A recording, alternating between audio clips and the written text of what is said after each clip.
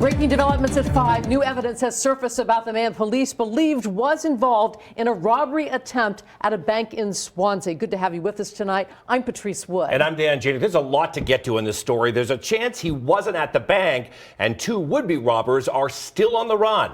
NBC 10's Joanna Boris is breaking the story for us in a story you'll see only on 10. Joanna? The suspect's attorney says he was not in Swansea on Monday, and his car isn't the one police were looking for. And state prosecutors admit that may be true.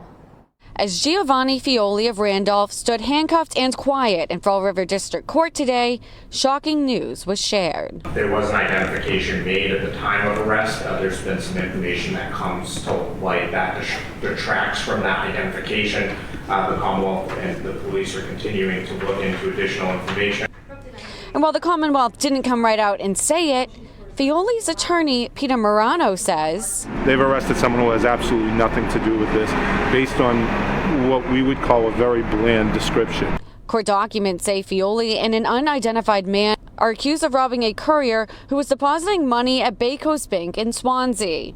The courier says he was pepper sprayed and his hands were zip tied as the men stole bags of cash from his car, totaling nearly $37,000. The documents say he freed one hand and fired 3 shots with a legal gun.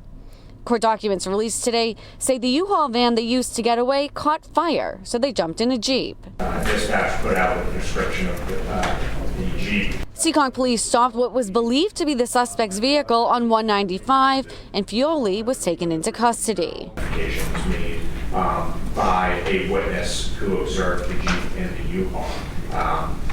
And as I indicated, we've obtained some additional evidence, some video evidence that seems to detract from that identification, and we're just following up on that information.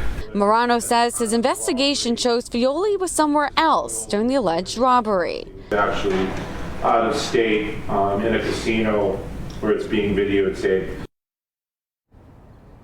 The district attorney's office says this is an ongoing investigation. Fioli is expected back here in court on March 28th at 2 in the afternoon.